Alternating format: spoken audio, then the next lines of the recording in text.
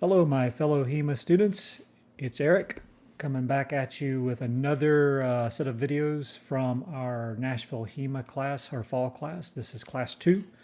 In this class, we're going to be looking at the Dusack, a training tool from Meyer's manuals. Dates back to the 1500s, late 1500s. And it was a lot of fun. We had a great time. It's a nice break from the longsword. And as you can see, it still has a lot to teach. So I'm going to take off and drop us right into the footage, so enjoy. We had a really good time training with the Dusack. As you can see here, we just started with some simple drills. This is going to lead up to a slightly more advanced drill where we're going to do some parry and riposting, but right now we're all sweaty from doing warm-ups, and now we're just getting into the flow of it. It's interesting that the illustrations you see of Meyer training with his students with the Dusack has this Meyer square, and it really took off, I think, with students of fencing. And I can see why. It's a lot of fun to use. I encourage everyone to give it a try.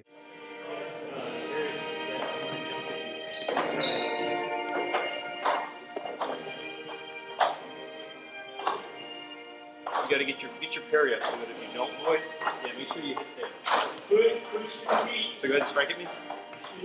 Make sure you get that. Yep. Even if you're voiding it, just make sure that you have that coverage, just in case. But you're aiming to void. There you go. But it's okay. Yep. This next one, we're just going to be here. We can start in fluke, transition up, cut, parry, cut, parry. So we want to be solid. So he really has to make a strong parry. Okay? So this is just cut overhaul from the upper hanger. Okay? Yes, sir. So the key here is feeling comfortable.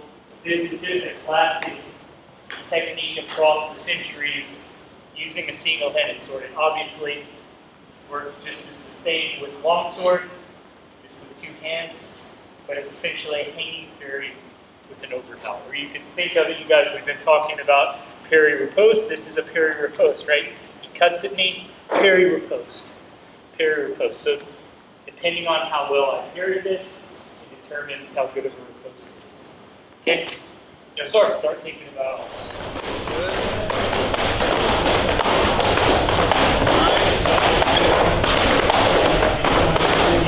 Get your parry up a little higher. Get this back quick and point down, but in front of you. Don't. If you do it over here, he might cut around to the side. So make sure as you cut back up, and this is really covering your head. Then you're cutting back, covering your head, cutting back. Don't let it get out here. Notice how I'm almost feeding off of his parry to mine, okay? Like I'm not even feeling like much muscle here. I'm just letting the momentum of the weapon kind of propel itself through this. So you can kind of imagine the point casting forward, and as it's parried, it's deflecting off, and I'm using that energy and bringing the hilt up to cover my head. So it's not so much like I'm doing a cut and then I'm going to a parry position. That's literally what we're doing, but I'm doing it in a much more fluid manner. So it flows into one. And notice how I'm leaning in slightly with the cut. Okay, just to give a little more reach here and slightly back.